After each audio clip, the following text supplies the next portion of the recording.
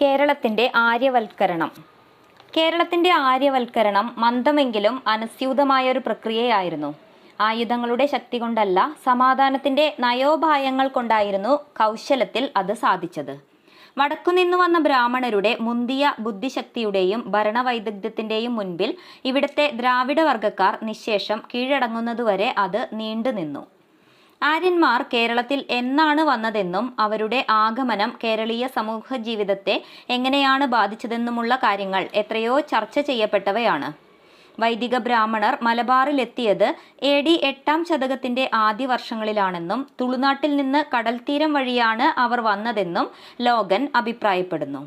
അദ്ദേഹത്തിൻ്റെ നോട്ടത്തിൽ ആര്യന്മാർ AD 605 മുൻപ് തെക്കോട്ട് വന്നിരുന്നില്ല.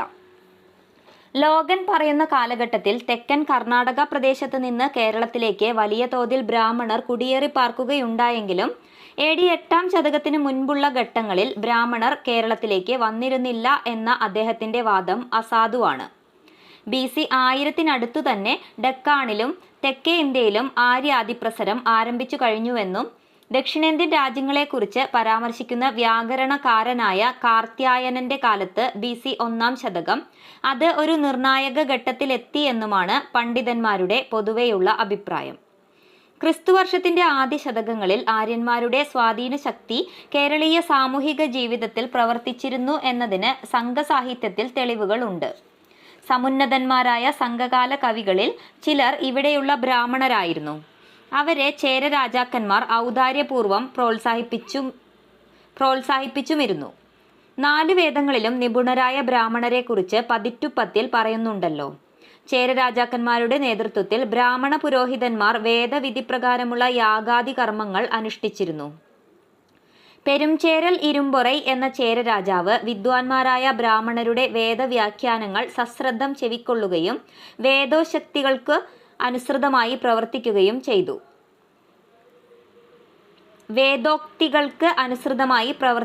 ചെയ്തു. ഇങ്ങനെ ക്രിസ്തുബന്ധത്തിൻ്റെ ആദ്യ ശതകങ്ങളിൽ ആര്യന്മാരുടെ ആശയങ്ങളും ആചാരങ്ങളും കേരളത്തിലേക്ക് നുഴഞ്ഞു കയറിയിരുന്നു എന്നതിന് സംഘകാല കൃതികൾ സാക്ഷ്യം വഹിക്കുന്നു. ജൈനരെയും ബൗദ്ധരെയും പിന്തുടർന്ന് BC 3-ാം ശതകത്തിൽ തന്നെ ആര്യന്മാർ കേരളത്തിൽ വന്നതായി സങ്കല്പിക്കാം. ഗംഗാ നദീതടത്തിൽ വളർന്ന് വികസിച്ച ബൗദ്ധിക സംസ്കാരം ഡെക്കാനിലും ദക്ഷിണേന്ത്യയിലും പ്രചരിപ്പിക്കാൻ ബോധപൂർവമായ ശ്രമം നടന്നിരുന്ന മൗര്യ കാലഘട്ടമായിരുന്നു ഇതെന്ന് ഓർക്കണം. സർദാർ KM പണിക്കരുടെ അഭിപ്രായത്തിൽ കേരളത്തിലേക്ക് വന്ന ആര്യന്മാർക്ക് ചിട്ടയില്ലാത്ത ദേശാന്തര ഗമനത്തിന്റെ ഫലമായി ഉണ്ടാകാൻ തരമില്ലാത്തതും വിശദ വീക്ഷണത്തോടെ തയ്യാറാക്കിയതുമായ ഒരു പദ്ധതി ഉണ്ടായിരുന്നതായി അവരുടെ ഭൂമിശാസ്ത്രാനുസൃതമായ ജനവിന്യാസവും സമുദായ സംവിധാനവും സവിശേഷ ആചാരങ്ങളും വെളിപ്പെടുത്തുന്നു. ഉത്തരേന്ത്യ ചരിത്രത്തിലെ ഗുപ്ത കാലഘട്ടത്തോട് ഭാഗികമായി ഒത്തുവരുന്ന സംഘകാലത്ത് ബ്രാഹ്മണരുടെ കേരളത്തിലേക്കുള്ള വരവ് ചെറിയ തോതിൽ നിരന്തരം തുടർന്നുകൊണ്ടിരുന്നു.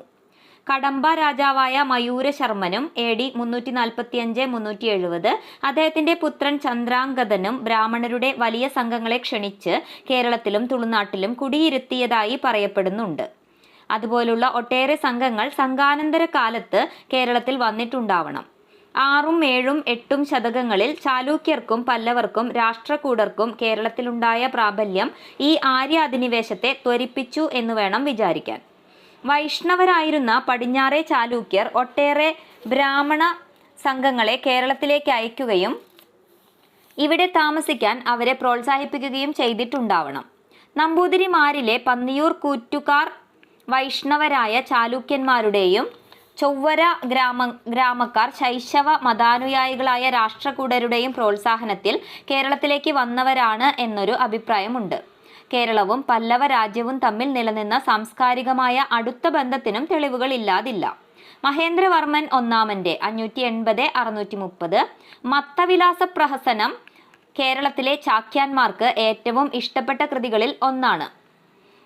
കാഞ്ചീപുരക്കാരനായ ദണ്ഡിയുടെ അവന്തി സുന്ദരി കഥാസാരം കേരളത്തെക്കുറിച്ചുള്ള സൂക്ഷ്മ വിവരങ്ങൾ ഉൾക്കൊള്ളുന്നതിനു പുറമെ അതിൽ കേരളക്കരയിലെ 2 ബ്രാഹ്മണ പണ്ഡിതന്മാരുടെ പേരുകൾ എടുത്തു പറയുകയും ചെയ്യുന്നുണ്ട്. AD 8-ാം ശതകത്തിൽ വെളിയിൽ നിന്ന് ഒരു വലിയ സംഘം ബ്രാഹ്മണർ വന്നു ചേരുകയും നേരത്തെ തന്നെ ഇവിടെ ഉണ്ടായിരുന്ന ബ്രാഹ്മണ്യ ശക്തിക്ക് അങ്ങനെ കരുത്തു വർദ്ധിക്കുകയും ചെയ്തപ്പോൾ കേരളത്തിലെ ആര്യ അധിനിവേശം അതിൻ്റെ പരകോടിയിലെത്തി. ഈ സംഘത്തോടൊപ്പം 6 ബ്രാഹ്മണ മഹാപണ്ഡിതന്മാർ ഭട്ടന്മാർ കേരളത്തിൽ എത്തുകയും ബൗദ്ധ സന്യാസിമാരുമായി വാദപ്രതിവാദത്തിൽ ഏർപ്പെട്ട് അവരെ പരാജയപ്പെടുത്തി വൈദിക മതത്തിന്റെ പരമപ്രാമാണ്യം സ്ഥാപിക്കുകയും ചെയ്തു എന്നാണ് ഐതിഹ്യം. അവർ വേദാന്ത പഠനങ്ങളുടെ പ്രചരണത്തിനു വേണ്ടി അസംഖ്യം അന്തേവാസികളെ ചേർത്ത് ഒരു പാഠശാല സ്ഥാപിച്ചു. ആ വിദ്യാർത്ഥികളിൽ ഒരാളാണ് സുപ്രസിദ്ധ മീമാംസകനായ പ്രഭാകരൻ. അദ്ദേഹം ആ പാഠശാലയുടെ അധ്യക്ഷനായതായി പറയപ്പെടുന്നു.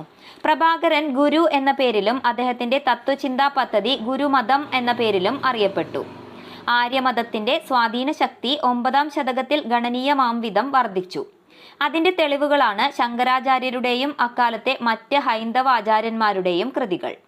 2ാം ചേര സാമ്രാജ്യത്തിലെ കുലശേഖര ചക്രവർത്തിമാരുടെ കാലത്ത് AD 800-1102 ഹിന്ദുമതം വമ്പിച്ച വളർച്ച നേടി. 9ാം നൂറ്റാണ്ടിൽ കുലശേഖര ആഴ്വാർ, ചേരമാൻ പെരുമാൾ നായനാർ, വിറൻമിണ്ടി നായനാർ എന്നിവരുടെ ആഭിമുഖ്യത്തിൽ ആവിർഭവിച്ച ഭക്തിപ്രസ്ഥാനം ഹിന്ദുമതത്തിന് നേരത്തെ തന്നെ ഉണ്ടായിരുന്ന നേട്ടങ്ങളെ സമാഹരിച്ച് വിപുലപ്പെടുത്തി. ഭക്തി പ്രസ്ഥാനത്തെക്കുറിച്ച് വിശദമായി അന്യത്ര പ്രസ്താവിക്കുന്നുണ്ട്. പൂർവകാല കേരളത്തിലെ സമുദായത്തിലും സംസ്കാരത്തിലും ആര്യാദിപ്രസരം കൊണ്ടുണ്ടായ മാറ്റത്തെക്കുറിച്ച് പരിചിന്തനം ചെയ്യുക ഇവിടെ സംഗതമാണ്. പൊതുജന ജീവിതത്തിൽ ബ്രാഹ്മണർക്കുണ്ടായിരുന്ന പ്രാമാണ്യം സംഘകാലത്തിന്റെ അവസാന ഘട്ടം തൊട്ടേ മനുഷ്യപ്രവർത്തനത്തിന്റെ എല്ലാ മണ്ഡലങ്ങളിലും ദൂരവ്യാപകമായ പരിവർത്തനങ്ങൾ വരുത്തിക്കൂട്ടി. ദക്ഷിണേന്ത്യയിൽ വാസമുറപ്പിച്ച ആര്യന്മാർ തങ്ങളുടെ ആശയങ്ങളെ ഇവിടുത്തെ ജനങ്ങളിൽ പ്രചരിപ്പിക്കാൻ കൈക്കൊണ്ട നയോപായങ്ങളെക്കുറിച്ച് ബിഷപ്പ് കാൾഡ്വെൽ ഇങ്ങനെ അഭിപ്രായപ്പെടുന്നു.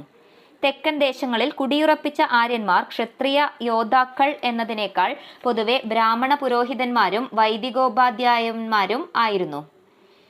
കേവലം ദ്രാവിഡ നാടുവാഴികളായിരുന്ന പാണ്ഡ്യ, ചോള, കലിംഗ രാജാക്കന്മാരുടെയും മറ്റുള്ളവരുടെയും ആചാര്യന്മാരും ആധ്യാത്മ മാർഗദർശികളുമായി തീർന്ന അവർ ആ രാജാക്കന്മാരെ ആര്യ ബിരുദങ്ങൾ നൽകി ബഹുമാനിതരാക്കുകയും ചന്ദ്രസൂര്യാദി വംശങ്ങളിലെ പുരാണ രാജാക്കന്മാരുടെ മഹത്വത്തെയും ധർമാനുഷ്ഠാനങ്ങളെയും അനുകരിച്ച് അവർക്കൊപ്പമാകാൻ അനുശാസിക്കുകയും ചെയ്തു. ചാതുർവർണ്ണ്യത്തിന്റെ അനിഷേധ്യതയിൽ അധിഷ്ഠിതമായ ആര്യപ്രമാണങ്ങൾ പ്രചരിപ്പിക്കുന്നതിൽ അസാധാരണമായ മതതീവ്രതയോടെ പ്രവർത്തിച്ചിരുന്ന ഈ ബ്രാഹ്മണർ കേരളത്തിലെ ജാതിരഹിതമായിരുന്ന സമുദായത്തിൽ ജാതി സമ്പ്രദായം തന്ത്രപൂർവ്വം തിരുകിക്കയറ്റി. ഉയർന്ന ബുദ്ധിശക്തിയാലും പാണ്ഡിത്യത്താലും ഇവിടുത്തെ രാജാക്കന്മാരിൽ മതിപ്പുളവാക്കിയ ഇക്കൂട്ടർ അവരെ കൊണ്ട് ദീർഘായുസ്സിനും മംഗളത്തിനും വേണ്ടി വൈദിക വിധിപ്രകാരമുള്ള യാഗാദി കർമ്മങ്ങൾ നടത്തിച്ചു. ഇങ്ങനെ രാജാക്കന്മാരുടെ ബഹുമാനവും ധാർമ്മികമായ പിന്തുണയും നേടിക്കഴിഞ്ഞതിനു ശേഷം ഇവരുടെ ശ്രദ്ധ ധനികരായ കച്ചവടക്കാരുടെ നേർക്കാണ് തിരിഞ്ഞത്. ഉത്തരേന്ത്യയിലെ വ്യാപാര കേന്ദ്രങ്ങളും അങ്ങോട്ടുള്ള വാണിജ്യ മാർഗങ്ങളും തുറന്നു കൊടുത്തുകൊണ്ട് ഇവർ കച്ചവടക്കാരെയും വശപ്പെടുത്തി. ആര്യന്മാരുടെ സ്വാധീന വലയത്തിൽപ്പെട്ട രാജാക്കന്മാരുടെയും വണിക്കുകളുടെയും വർഗങ്ങൾ 2 ശ്രേഷ്ഠവർഗങ്ങളാണെന്ന് അവർ തന്നെ വിശ്വസിക്കാൻ വേണ്ട ഏർപ്പാടുകളും ബ്രാഹ്മണർ ചെയ്തുവെച്ചു. രാജാക്കന്മാരുടെ വർഗത്തെ ഭരണാധികാരമുള്ള അരജർ ജാതിയെന്നും പണക്കാരായ കച്ചവടക്കാരെ വാണിജ്യാധികാരമുള്ള വാണികർ ജാതിയെന്നും വിളിച്ച് ഉയർത്തി നിർത്തി. ഇതിന്റെ ഫലമായി ഈ വർഗത്തിൽപ്പെട്ടവർ തങ്ങളുടേതിൽ നിന്ന് വ്യത്യസ്തമായ ജീവിതവൃത്തികളിൽ ഏർപ്പെട്ടിരുന്ന സ്വന്തം ആളുകളെ സമൂഹത്തിൽ താണവരായി കരുതി.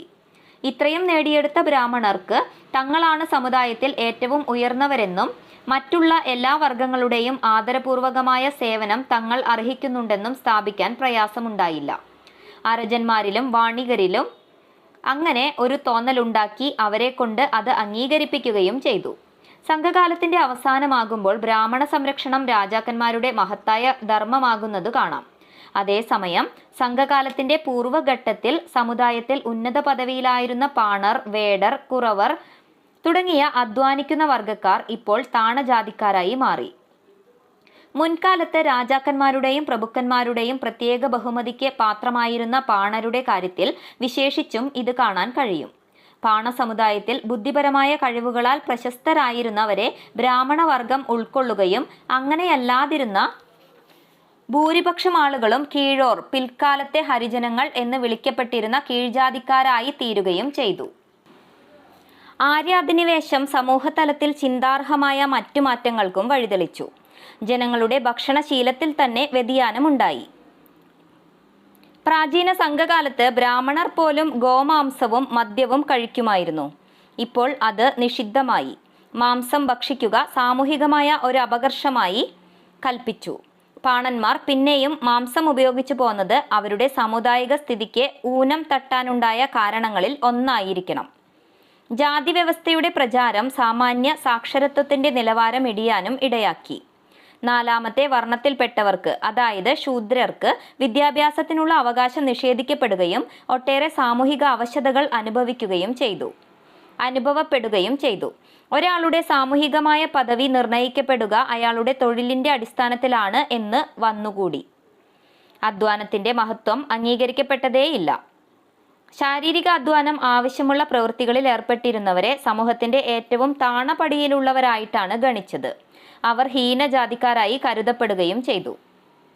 ഒരു കാലത്ത് സമൂഹത്തിൽ ഉന്നത സ്ഥിതിയിലുണ്ടായിരുന്ന പാണർ, പറയർ തുടങ്ങിയവർക്ക് സംഭവിച്ച സാമൂഹിക അധപതനത്തിന് സമാന്തരമായി സ്ത്രീകളുടെ പദവിക്കും സാരമായ ഇടിവ് പറ്റി. സ്ത്രീ വിദ്യാഭ്യാസം ഏതാണ്ട് നിരോധിക്കപ്പെടുക തന്നെ ചെയ്തു. പ്രായപൂർത്തി വിവാഹത്തിന്റെ സ്ഥാനത്ത് ശൈശവ വിവാഹം നിലവിൽ വന്നു. ബുദ്ധിപരവും കലാപരവുമായ പ്രവർത്തനങ്ങളിൽ നിന്നകന്ന് വീട്ടുകാര്യങ്ങളിൽ മാത്രം വ്യാപരിക്കാൻ സ്ത്രീകൾ നിർബന്ധിതരായി. സമൂഹത്തിൽ നേരത്തെ അവർക്കുണ്ടായിരുന്ന സ്വാതന്ത്ര്യവും സമത്വവും നഷ്ടപ്പെട്ടു. വിധവകളുടെ ജീവിതം ദയനീയമായി.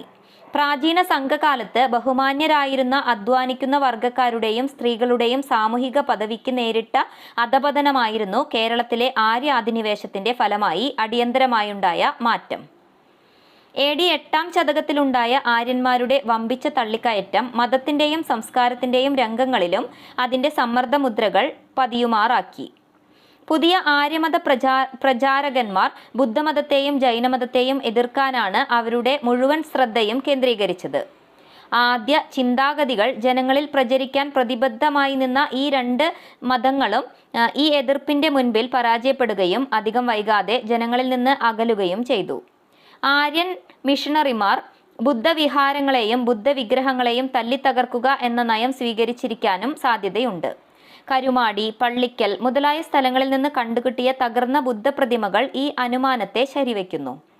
കൊല്ലം, ആലപ്പുഴ ജില്ലകളിൽ നിന്ന് കിട്ടിയിട്ടുള്ള ബുദ്ധവിഗ്രഹങ്ങളുടെ നിർമ്മാണ കാലം AD 7-ഉം 9-ഉം ശതകങ്ങൾക്കിടയിലാണെന്ന വസ്തുതയും ഈ സന്ദർഭത്തിൽ ഓർക്കേണ്ടതുണ്ട്. ബ്രാഹ്മണർ അക്കാലത്ത് ബുദ്ധവിഹാരങ്ങളും ബുദ്ധപ്രതിമകളും നശിപ്പിച്ചതോടൊപ്പം ഹിന്ദുമതം പ്രചരിപ്പിക്കാൻ അസംഖ്യം ഹൈന്ദവ ദേവാലയങ്ങൾ സ്ഥാപിക്കുകയും ചെയ്തു. ഇതേ ലക്ഷ്യം കണ്ടുകൊണ്ട് പല മട്ടിലുള്ള ക്ഷേത്രകലകളും ഉത്സവങ്ങളും അവർ ഏർപ്പെടുത്തി. ഭക്തിപ്രസ്ഥാനത്തിന്റെ ഉപജ്ഞാതാക്കളായ സിദ്ധന്മാർ, വിഷ്ണു, ശിവൻ തുടങ്ങിയ ഹൈന്ദവ ദേവന്മാരുടെയും ദേവിമാരുടെയും ആരാധനത്തിന് പ്രചാരം നേടിക്കൊടുക്കുകയുണ്ടായി. ആര്യേതരമായ ദേവതകളെയും ആചാരങ്ങളെയും ഹിന്ദുമതം സ്വന്തമാക്കുകയും ചെയ്തു. കൊറ്റവൈ എന്ന ദ്രാവിഡ ദേവത ദുർഗ, കാളി, ഭഗവതി എന്നീ പേരുകളിൽ ഹൈന്ദവ ദേവന്മാരുടെ അണികളിൽ സ്വീകരിക്കപ്പെട്ടു. ജനസാമാന്യം ആരാധിച്ചു പോന്ന ശാസ്താവിനെ ബ്രാഹ്മണർ ഹരിഹരപുത്രൻ, ഹരിയുടെയും ഹരന്റെയും വിഷ്ണുവിന്റെയും ശിവന്റെയും പുത്രൻ എന്ന പേരിൽ ഹിന്ദു ദേവനാക്കി.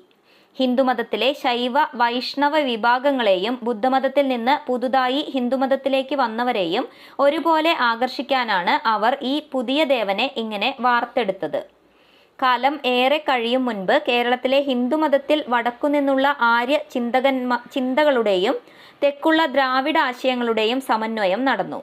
ഇങ്ങനെ ആര്യന്മാർ ദ്രാവിഡ ജനതയെ ഹിന്ദുമതത്തിൽ ലയിപ്പിച്ചത് ഒരു സായുധാക്രമണം കൊണ്ടായിരുന്നില്ല. സാമൂഹിക ലയനത്തിന്റെയും സാംസ്കാരികോദ്ഗ്രഥനത്തിന്റെയും ക്രമാനുഗതമായ ഒരു പ്രക്രിയയായിരുന്നു അത്. ആര്യന്മാരുടെ ഈ വിജയം ആത്യന്തികമായ അപഗ്രഥനത്തിൽ ആശയ സംഹിതയുടേതായ വിജയമായിരുന്നു എന്ന് കാണാം.